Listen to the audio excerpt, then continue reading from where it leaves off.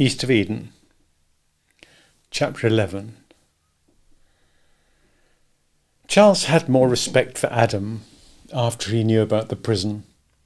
He felt the warmth for his brother you can feel only for one who is not perfect, and therefore no target for your hatred. Adam took some advantage of it too. He tempted Charles. Did you ever think, Charles, that we got enough money to do anything we want to do? All right. What do we want? We could go to Europe. We could walk around Paris. What's that? What's what? I thought I heard someone on the stoop. Oh, probably a cat. I guess so. Have to kill off some of them pretty soon. Charles, we could go to Egypt and walk around the Sphinx. We could stay right here and make some good use of our money, and we could get the hell out to work and make some use of the day. Those goddamn cats! Charles jumped to the door and yanked it open and said, "Get!" Then he was silent, and Adam saw him staring at the steps. He moved beside him. A dirty bundle of rags and mud was trying to worm its way up the steps. One skinny hand clawed slowly at the stairs. The other dragged helplessly. There was a caked face with cracked lips and eyes peering out of swollen blackened lids. The forehead was laid open, oozing black blood back into the matted hair.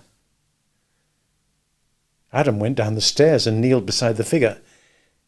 "Give me a hand," he said. "Come on, let's get her in. Here, look out for that arm, it looks broken." She fainted when they carried her in. "Put her in my bed," Adam said. "Now, I think you'd better go for the doctor." "Don't you think we'd better hitch up and take her in?" "Move her? No, are you crazy?" "Maybe not as crazy as you. Think about it a minute." "For God's sake, think about what?" "Two men living alone, and they got this in their house?" Adam was shocked. "You don't mean it." "I mean it all right. I think we'd better take her in. It'll be all over the county in 2 hours. "How do you know what she is? How did she get here? What happened to her?" "Adam, you're taking an awful chance." Adam said coldly, "If you don't go now, I'll go and leave you here." "I think you're making a mistake. I'll go, but I tell you we'll suffer for it." "I'll do the suffering," said Adam. "You go." After Charles left, Adam went to the kitchen and poured hot water from the tea kettle into a basin. In his bedroom, he dampened a handkerchief in the water and loosened the caked blood and dirt on the girl's face. She reeled up to consciousness and her blue eyes glinted at him. His mind went back.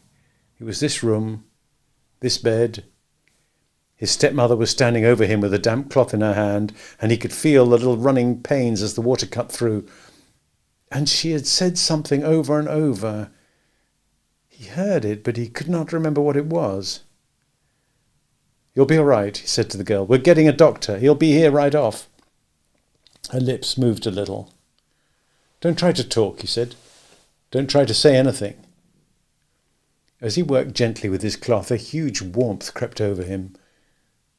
"You can stay here," he said. "You can stay here as long as you want. I'll take care of you." He squeezed out the cloth and sponged her matted hair and lifted it out of the gashes in her scalp. He could hear himself talking as he worked, almost as though he were a stranger listening. "There. Does that hurt? Oh, the poor eyes.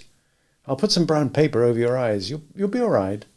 That's a bad one on your forehead. I'm afraid you'll have a scar there. Could you tell me your name?" No, don't try. There's lots of time. There's lots of time. Do you hear that? Oh, that's the doctor's rig. Wasn't that quick?" He moved to the kitchen door. "In here, Doc! She's in here!" he called. She was very badly hurt. If there had been x-rays in that time, the doctor might have found more injuries than he did. As it was, he found enough. Her left arm and 3 ribs were broken, and her jaw was cracked. Her skull was cracked too, and the teeth on the left side were missing. Her scalp was ripped and torn, and her forehead laid open to the skull. So much the doctor could see and identify. He set her arm, taped her ribs, and sewed up her scalp. With a pipette and an alcohol flame, he bent a glass tube to go through the aperture where a tooth was missing so that she could drink and take liquid food without moving her cracked jaw. He gave her a large shot of morphine, left a bottle of opium pills, washed his hands and put on his coat. His patient was asleep before he left the room. In the kitchen, he sat down at the table and drank the hot coffee Charles put in front of him. "All right. What happened to her?" he asked. "How do we know?" Charles said truculently. "We found her out on our porch. If you want to see, go look at the marks on the road where she dragged herself." "Know who she is?" "God, no." "You go upstairs at the inn. Is she anybody from there?" "Haven't been there lately. I couldn't recognise her in that condition anyway." The doctor turned his head towards Adam. "You ever see her before?" Adam shook his head slowly. Charles said harshly, "Say, what you mousing around at?" "I'll tell you, since you're interested. That girl didn't fall under a harrow, even if she looks that way. Somebody did that to her. Somebody who didn't like her at all. If you want the truth, somebody tried to kill her." "Why don't you ask her?" Charles said. "Well, she won't be talking for quite a while. Besides, her skull is cracked, and God knows what that will do to her. What I'm getting at is, should I bring the sheriff into it?" "No." "No!" Adam spoke explosively, so the two looked at him. "Let her alone. Let her rest." "Who's going to take care of her?" "I am," said Adam. "Now, you look here," Charles began. "Keep out of it. It's my place as much as yours." "Do you want me to go?" "I didn't mean that." "Well, I'll go if she has to go." The doctor said, "Steady down, boys. What makes you so interested?" "I wouldn't put a hurt dog out." "You wouldn't get mad about it either. Are you holding something back? Did you go out last night? Did you do it?" "He was here all night," said Charles. "He snores like a goddamn train." Adam said, "Why can't you let her be? Let her get well." The doctor stood up and dusted his hands. "Adam," he said, "your father was one of my oldest friends. I know you and your family. You aren't stupid. I don't know why you don't recognize ordinary facts, but you don't seem to. I have to talk to you like a baby. That girl was assaulted. I believe whoever did it tried to kill her. If I don't tell the sheriff about it, I'm breaking the law. I admit I break a few, but not that one." "Well, tell him, but don't let him bother her until she's better." "It's not my habit to let my patients be bothered," the doctor said. "You still want to keep her here?" "Yes." "Your funeral. I'll look in tomorrow. She'll sleep. Give her water and warm soup through the tube if she wants it." He stalked out. Charles turned on his brother. "Adam, for God's sake, what is this?" "Let me alone." "What's got into you?" "Let me alone, you hear? Just let me alone." "Christ," said Charles, spat on the floor and went restlessly and uneasily to work. Adam was glad he was gone. He moved about the kitchen, washed the breakfast dishes, and swept the floor. When he'd put the kitchen to rights, he went in and drew a chair up to the bed. The girl snored thickly through the morphine. The swelling was going down on her face, but the eyes were blackened and swollen. Adam sat very still, looking at her. Her set and splintered arm lay on her stomach, but her right arm lay on top of the coverlet, the fingers curled like a nest. It was a child's hand, almost a baby's hand. Adam touched her wrist with his finger, and her fingers moved a little in reflex. Her wrist was warm. Secretly then, as though he were afraid he might be caught, he straightened her hand and touched the little cushion pads on the fingertips. Her fingers were pink and soft, but the skin on the back of her hand seemed to have an underbloom like a pearl. Adam chuckled with delight. Her breathing stopped and he became electrically alert. Then her throat clicked and the rhythmed snoring continued. Gently he worked her hand and arm under the cover before he tiptoed out of the room. For several days Kathy lay in a cave of shock and opium. Her skin felt like lead, and she moved very little because of the pain. She was aware of movement around her.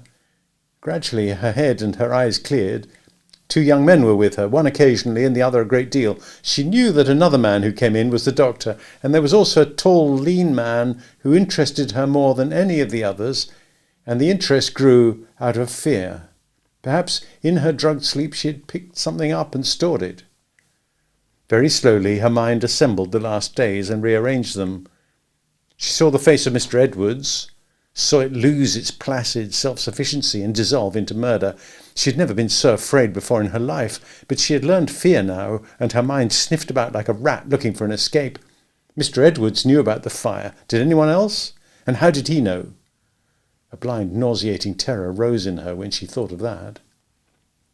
From things she heard, she learned that the tall man was the sheriff and wanted to question her, and that the young man named Adam was protecting her from the questioning.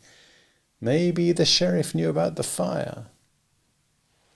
Raised voices gave her the cue to her method.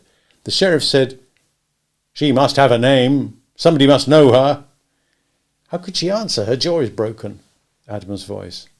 "If she's right-handed, she could spell out answers. Look here, Adam. If somebody tried to kill her, I'd better catch him while I can. Just give me a pencil and let me talk to her." Adam said, "You heard the doctor say her skull was cracked. How do you know she can remember?" "Well, you give me paper and pencil and we'll see." "I don't want you to bother her." "Adam, goddammit, it doesn't matter what you want. I'm telling you, I want a paper and pencil." Then the other young man's voice. "What's the matter with you? You make it sound like it was you who did it. Give him a pencil." She had her eyes closed when the three men came quietly into her room.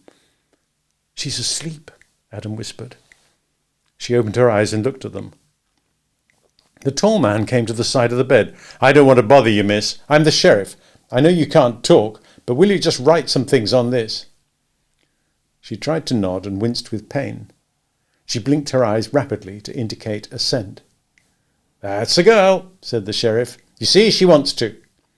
He put the tablet on the bed beside her and moulded her fingers around the pencil. "There we are. Now, what is your name?" The three men watched her face. Her mouth grew thin and her eyes squinted. She closed her eyes and the pencil began to move. "I don't know," it scrawled in huge letters.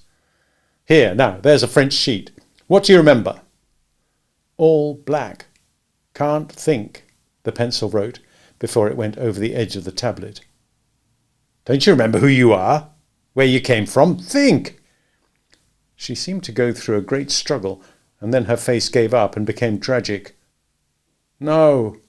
Mixed up. Help me." "Poor child," the sheriff said. "I thank you for trying anyway. When you get better, we'll try again. No, you don't have to write any more." The pencil wrote, "Thank you," and fell from her fingers. She had won the sheriff. He ranged himself with Adam. Only Charles was against her. When the brothers were in her room, and it took two of them to help her on the bedpan without hurting her, she studied Charles's dark sullenness. He had something in his face that she recognised that made her uneasy. She saw that he touched the scar on his forehead very often, rubbed it, and drew its outline with his fingers. Once he caught her watching. He looked guiltily at his fingers. Charles said brutally, "Don't you worry, you're going to have one like it, maybe even a better one." She smiled at him, and he looked away. When Adam came in with her warm soup, Charles said, "I'm going in town and drink some beer." Adam couldn't remember ever having been so happy. It didn't bother him that he did not know her name. She had said to call her Kathy, and that was enough for him. He cooked for Kathy, going through recipes used by his mother and his stepmother. Kathy's vitality was great. She began to recover very quickly. The swelling went out of her cheeks, and the prettiness of convalescence came to her face. In a short time, she could be helped to a sitting position. She opened and closed her mouth very carefully, and she began to eat soft foods that required little chewing. The bandage was still on her forehead, but the rest of her face was little marked, except for the hollow cheek on the side where the teeth were missing. Kathy was in trouble, and her mind ranged for a way out of it. She spoke little, even when it was not so difficult. One afternoon she heard someone moving around in the kitchen. She called, "Adam, is it you?" Charles's voice answered, "No, it's me." "Would you come in here just for a minute, please?" He stood in the doorway. His eyes were sullen. You don't come in much, she said. That's right. You don't like me. I guess that's right too. Will you tell me why? He struggled to find an answer. I don't trust you. Why not? I don't know, and I don't believe you lost your memory. But why should I lie? I don't know, that's why I don't trust you. There's something I almost recognize. You never saw me in your life. Maybe not, but there's something that bothers me that I ought to know. And how do you know I never saw you? She was silent and he moved to leave. Don't go, she said. What do you intend to do? About what? About me. He regarded her with a new interest. You want the truth? Why else would I ask? I don't know, but I'll tell you. I'm going to get you out of here just as soon as I can. My brother's turned fool, but I'll bring him around if I have to lick him. Could you do that? He's a big man. I could do it. She regarded him levelly. Where is Adam? Gone into town to get some more of your goddamn medicine. You're a mean man. You know what I think. I don't think I'm half as mean as you are under that nice skin. I think you're a devil. She laughed softly. That makes two of us, she said. Charles, how long do I have? For what? How long before you put me out? Tell me truly. All right, I will. About a week or 10 days, soon as you can get around. Suppose I don't go? He regarded her craftily, almost with pleasure at the thought of combat. All right, I'll tell you. When you had all that dope, you talked a lot, like in your sleep. I don't believe that. He laughed, for he had seen the quick tightening of her mouth. All right, don't, and if you just go about your business as soon as you can, I won't tell. But if you don't, you'll know all right, and so will the sheriff. I don't believe I said anything bad. What could I say? I won't argue with you, and I've got work to do. You asked me, and I told you. He went outside. Back in the hen house, he leaned over and laughed and slapped his leg. I thought she was smarter, he said to himself, and he felt more easy than he had for days. Charles had frightened her badly, and if he had recognized her, so had she recognized him. He was the only person she'd ever met who played it her way. Cathy followed his thinking, and it did not reassure her. She knew that her tricks would not work with him, and she needed protection and rest. Her money was gone. She had to be sheltered. She'd have to be for a long time. She was tired and sick, but her mind went skipping among possibilities. Adam came back from town with a bottle of painkiller. He poured a tablespoonful. This'll taste horrible, he said. It's good stuff, though. She took it without protest, did not even make much of a face about it. You're good to me, she said. I wonder why. I've brought you trouble. You have not. You've brightened up the whole house, never complained, or anything, hurt as bad as you are. You're so good, so kind. I want to be. Do you have to go out? Couldn't you stay and talk to me? Sure I could. There's nothing so important to do. Draw up a chair, Adam, and sit down. When he was seated, she stretched her right hand toward him, and he took it in both of his. So good and kind, she repeated. Adam, you keep promises, don't you? I try to. What are you thinking about? I'm alone, and I'm afraid, she cried. I'm afraid. Can't I help you? I don't think anyone can help me. Tell me and let me try. That's the worst part. I can't even tell you. Why not? If it's a secret, I won't tell it. It's not my secret, don't you see? No, I don't. Her fingers gripped his hand tightly. Adam, I didn't ever lose my memory. Then why did you say? That's what I'm trying to tell you. Did you love your father, Adam? I guess I revered him more than loved him. Well, if someone you revered were in trouble, wouldn't you do anything to save him from destruction? Well, sure, I guess I would. Well, that's how it is with me. But how did you get hurt? That's part of it. That's why I can't tell. Was it your father? Oh, no, but it's all tied up together. You mean if you tell me who hurt you, then your father will be in trouble? She sighed. He could make up the story for himself. Adam, will you trust me? Of course. It's an awful thing to ask. No, it is not if you're protecting your father.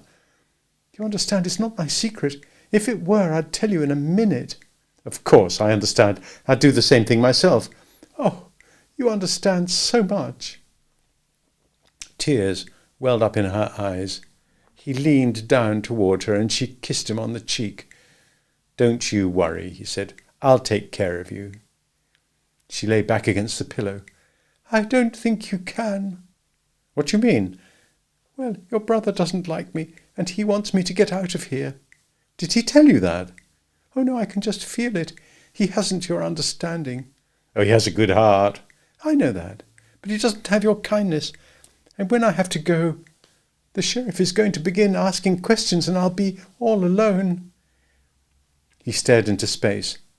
My brother can't make you go. I own half of this farm. I have my own money. If he wanted me to go, I'd have to. I can't spoil your life. Adam stood up and strode out of the room. He went to the back door and looked out on the afternoon. Far off in the field, his brother was lifting stones from a sled and piling them on the stone wall. Adam looked up at the sky. A blanket of herring clouds was rolling in from the east. He sighed deeply, and his breath made a tickling, exciting feeling in his chest. His ears seemed suddenly clear, so that he heard the chickens cackling and the east wind blowing over the ground. He heard horses' hooves plodding on the road, and far off pounding on wood where a neighbour was shingling a barn.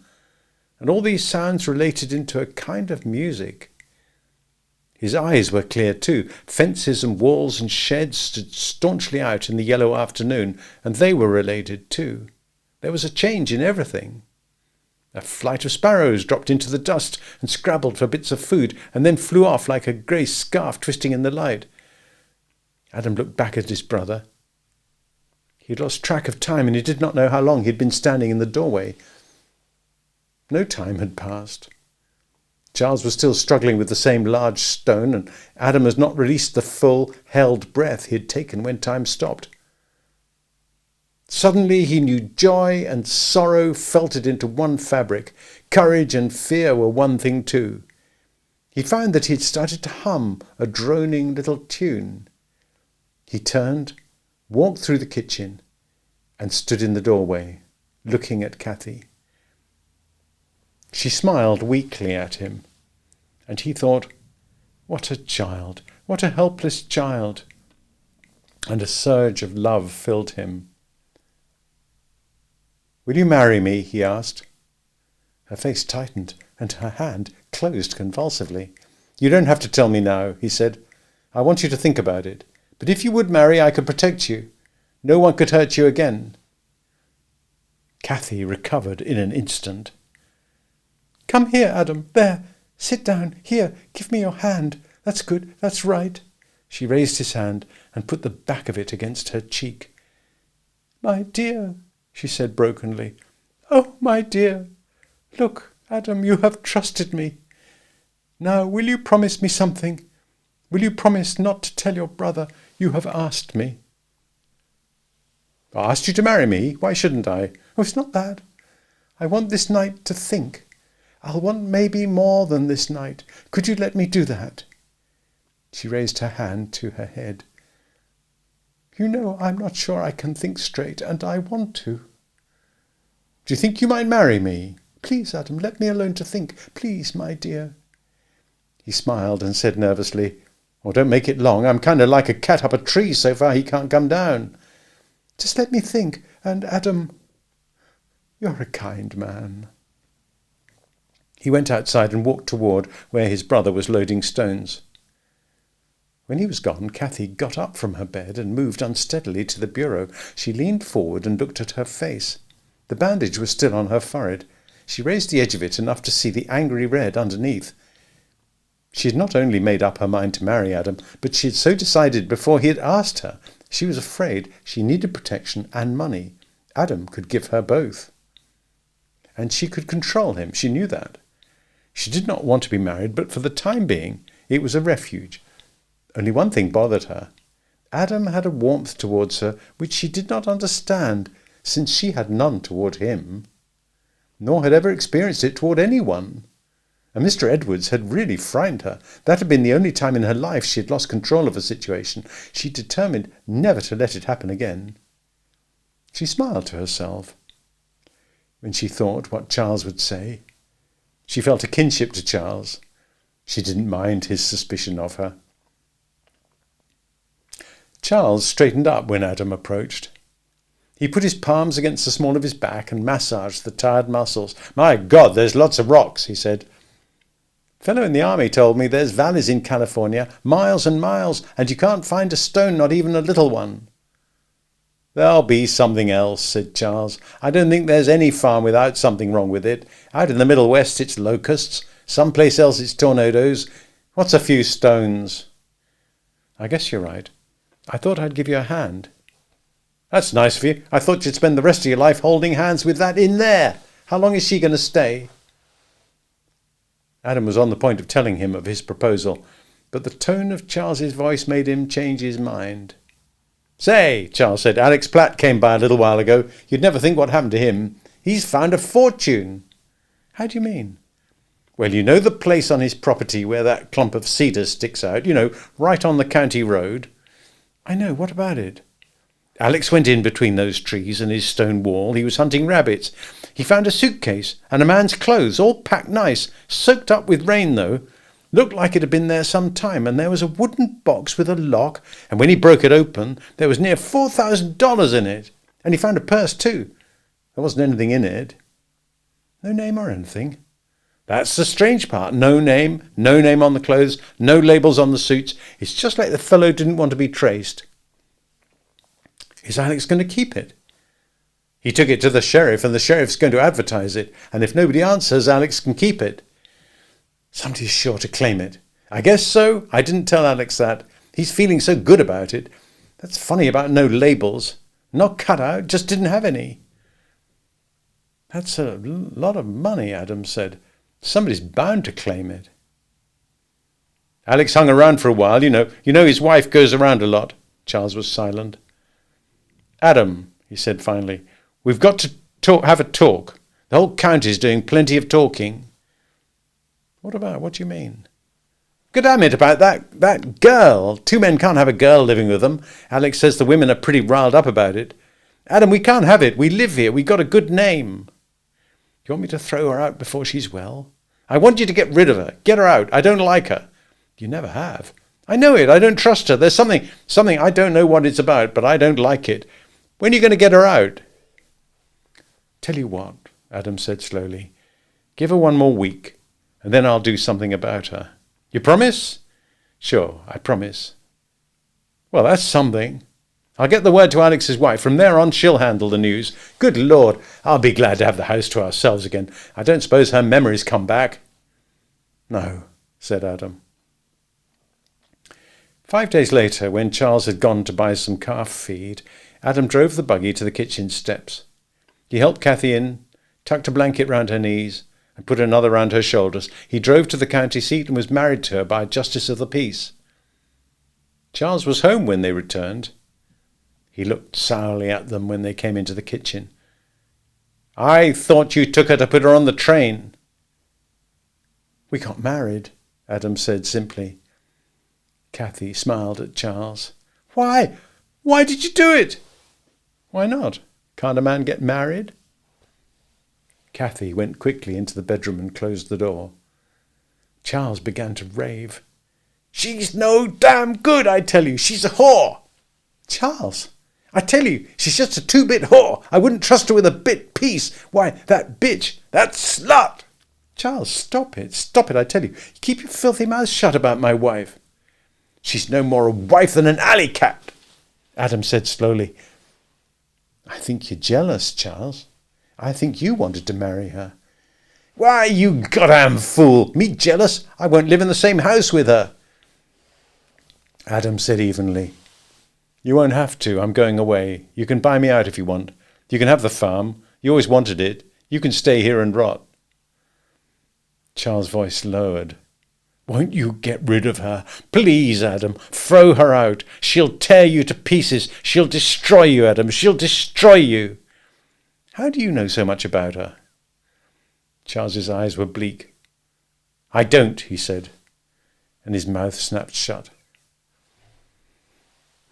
Adam did not even ask Kathy whether she wanted to come out for dinner. He carried 2 plates into the bedroom and sat beside her. We're going to go away, he said.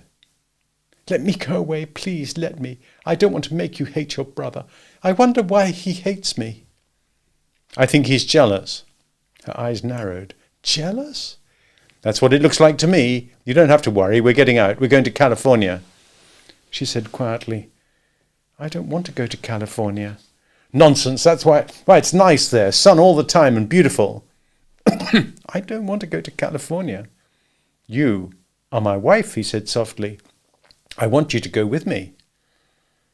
She was silent and did not speak of it again. They heard Charles slam out the door, and Adam said, That'll be good for me. He'll get a little drunk and he'll feel better. Kathy modestly looked at her fingers. Adam, I can't be a wife to you until I'm well. I know, he said. I understand. I'll wait. But I want you to stay with me. I'm afraid of Charles. He hates me so. I'll bring my cot in here. Then you can call me if you're frightened. You can reach out and touch me.